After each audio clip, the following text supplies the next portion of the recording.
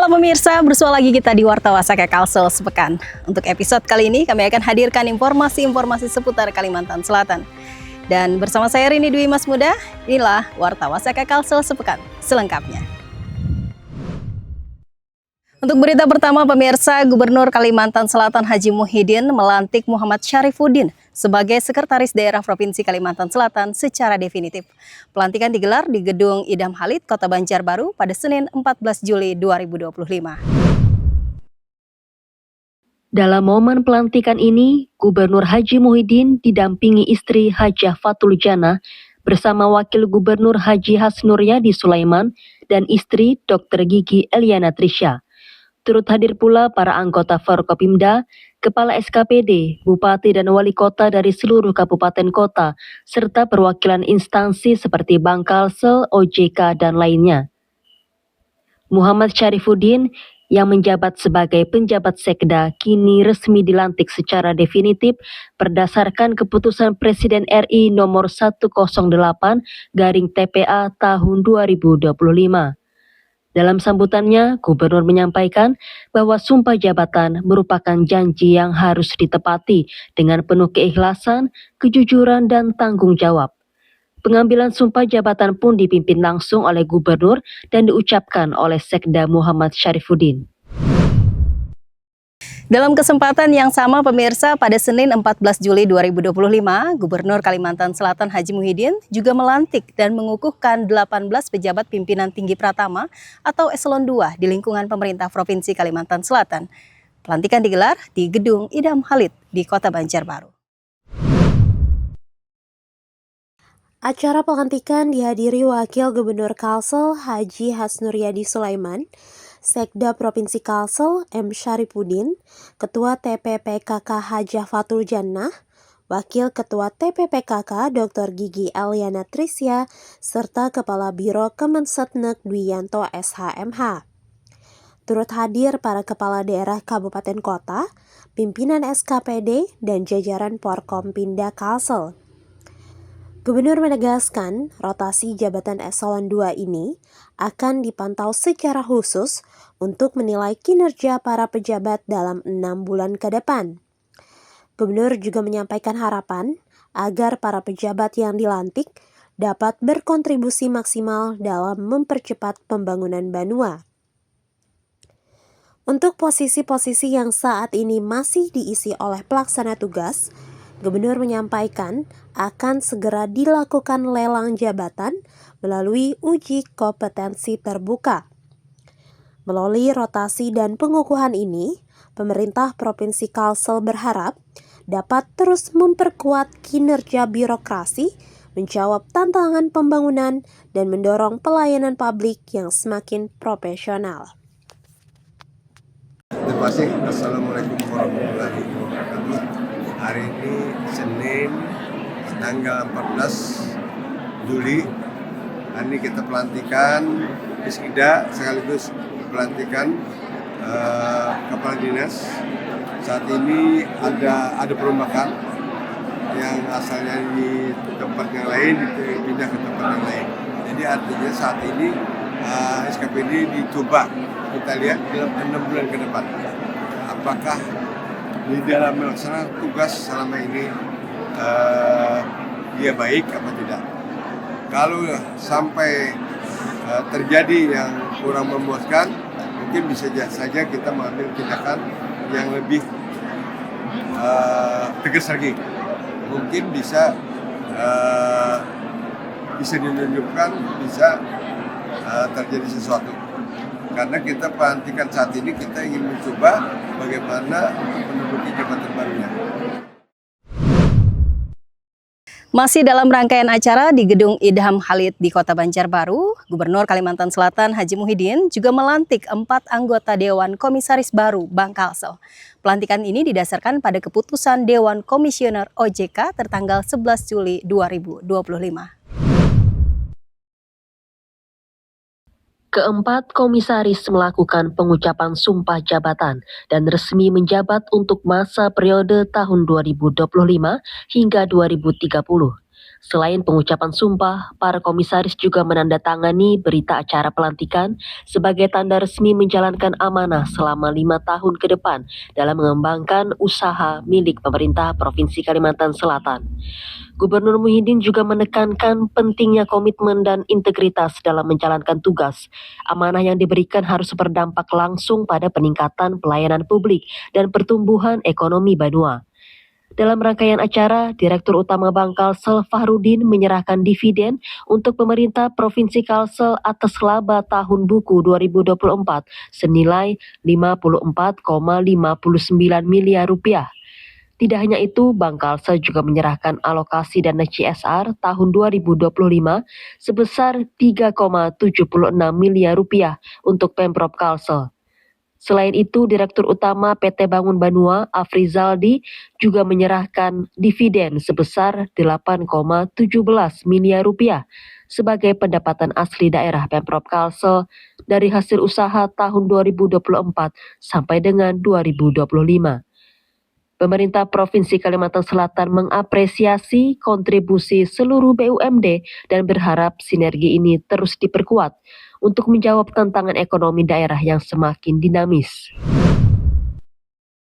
Pemirsa, Wakil Gubernur Kalimantan Selatan Hasnur Yadi Sulaiman menghadiri pengesahan rancangan peraturan daerah perubahan APBD tahun anggaran 2025 menjadi perda. Pengesahan perda ini digelar dalam rapat paripurna DPRD Kalimantan Selatan di Banjarmasin pada Rabu 16 Juli 2025.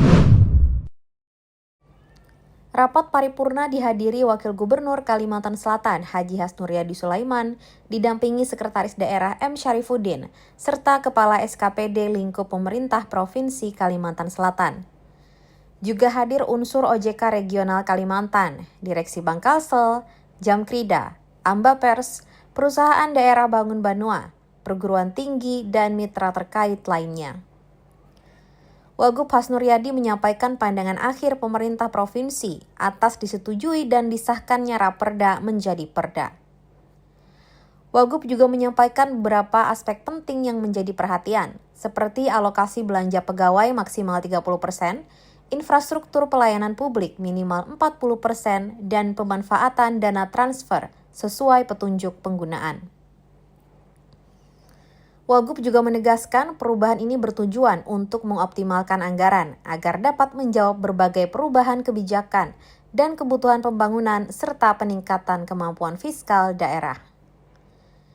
Laporan Banggar juga memuat rekomendasi antara lain efektivitas belanja daerah, pengawasan program strategis seperti penanggulangan stunting, serta peningkatan akuntabilitas keuangan dan kinerja pemerintah daerah.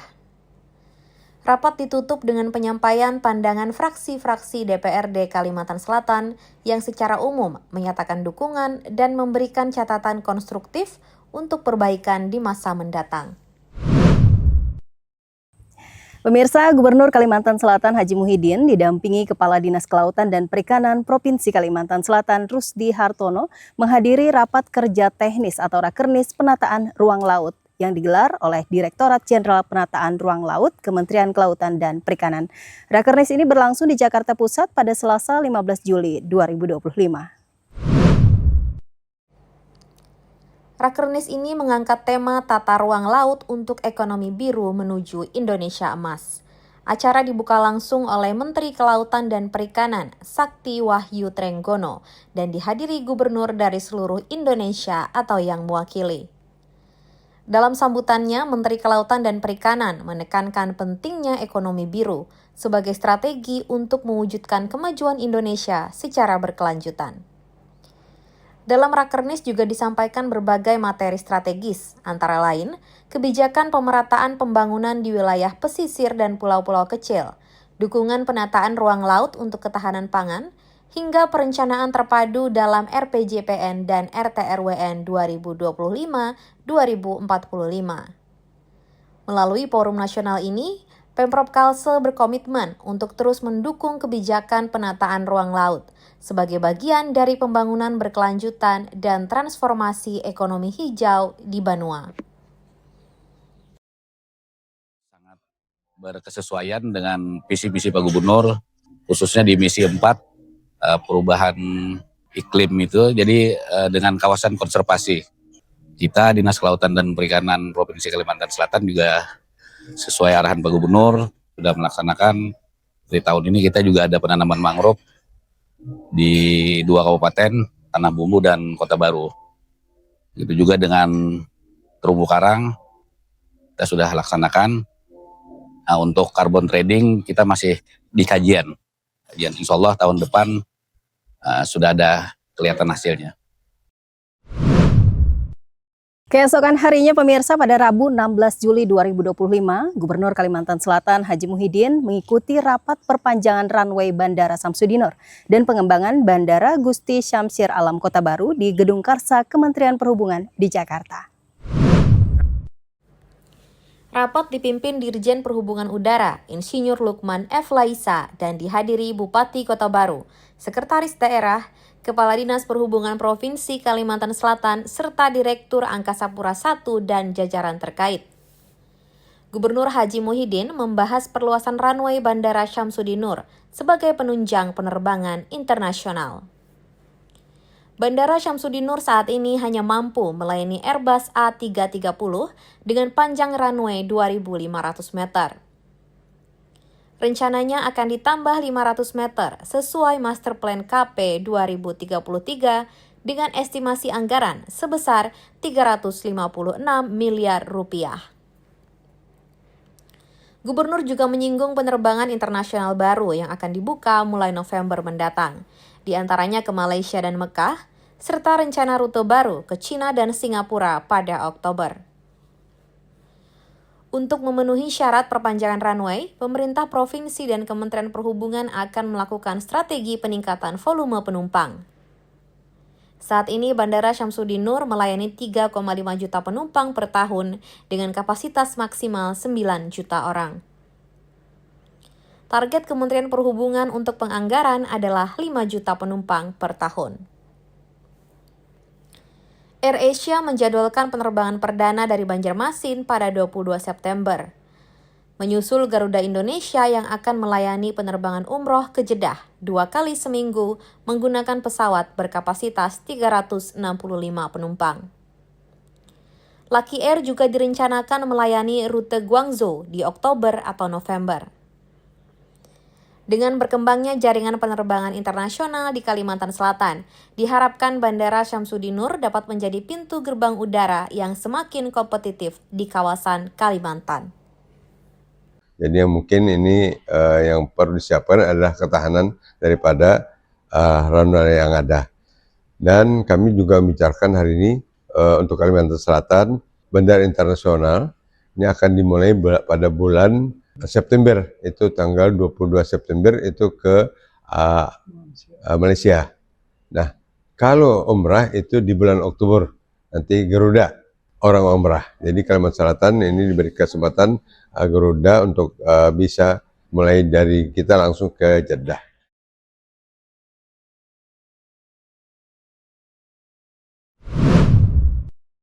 Sementara itu pemirsa, pada Jumat 17 Juli 2025, Gubernur Kalimantan Selatan Haji Muhyiddin melakukan kunjungan kerja ke Taman Mini Indonesia Indah atau TMII di Jakarta dalam rangka penyerahan CSR untuk pembangunan spot pasar terapung di Anjungan Kalsel di sana.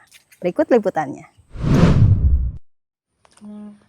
Dalam pertemuan tersebut, Gubernur Haji Muhyiddin bersepakat dengan pihak pengelola Taman Mini Indonesia Indah untuk menata dan menghidupkan kembali Anjungan Kalsel melalui pembangunan miniatur pasar terapung. Pembangunan ini dibiayai melalui dana CSR dari Bank Kalsel yang diserahkan langsung oleh Gubernur Haji Muhyiddin. Pembangunan spot pasar terapung ini diharapkan menjadi replika yang otentik dari pasar terapung Lok Baintan dan Sungai Martapura. Dari pihak pengelola Taman Mini Indonesia Indah, diungkapkan rasa terima kasih atas dukungan Pemprov Kalsel dalam membangun dan menata Anjungan Kalsel. Pembangunan spot pasar terapung ini menjadi bagian dari upaya Pemprov Kalsel dalam meluaskan promosi pariwisata daerah, khususnya kearifan lokal Banua, melalui wadah nasional seperti Taman Mini Indonesia Indah.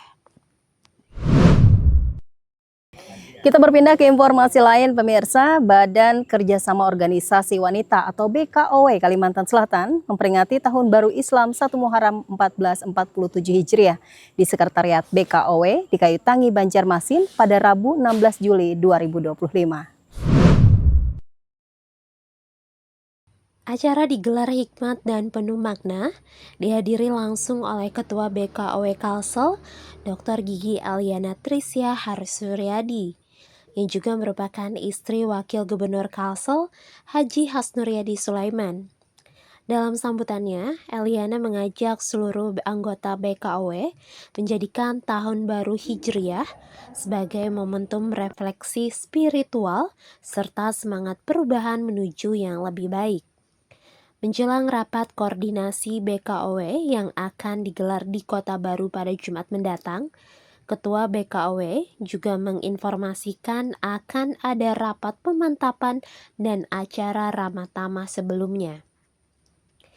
Dengan semangat hijrah, BKOW Kalsel berkomitmen untuk terus mendorong pemberdayaan perempuan dan meningkatkan peran strategis organisasi wanita di Banua.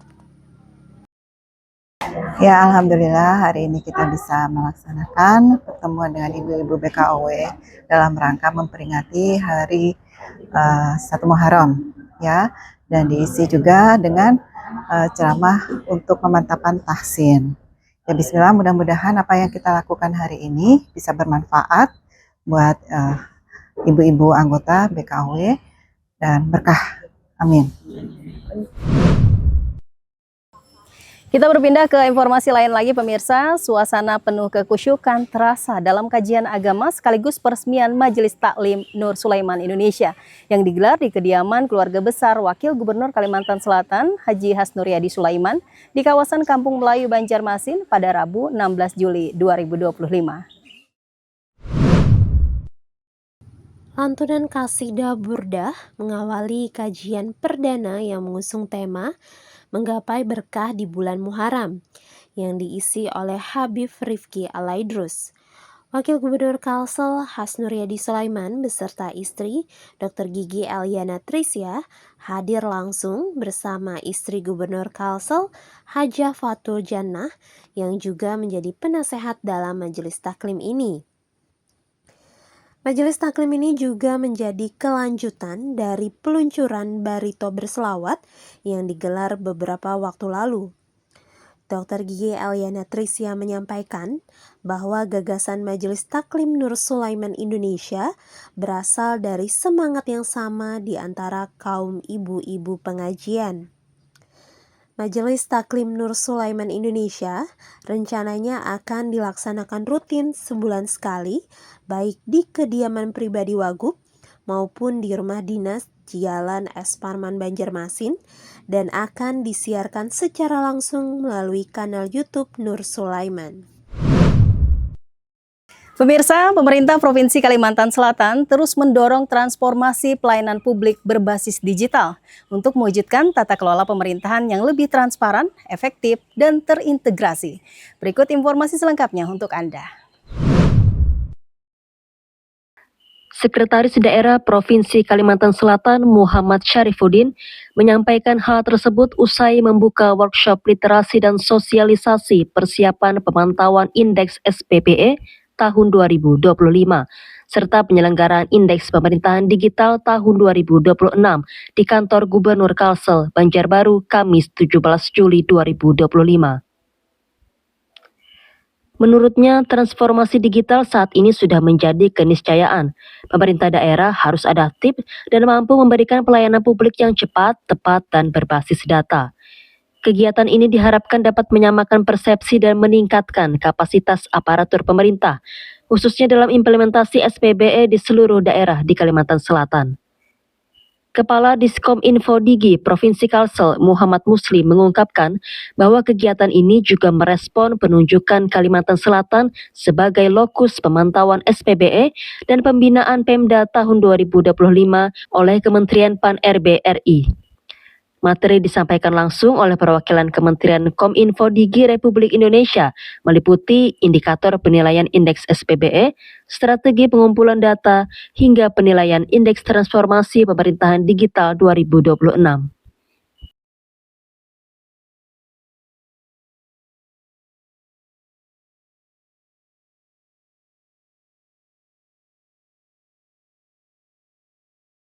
Hari ini kita melakukan workshop dalam hal sistem pemerintahan berbasis elektronik dan juga bagaimana nantinya terapan indeks pemerintahan digital.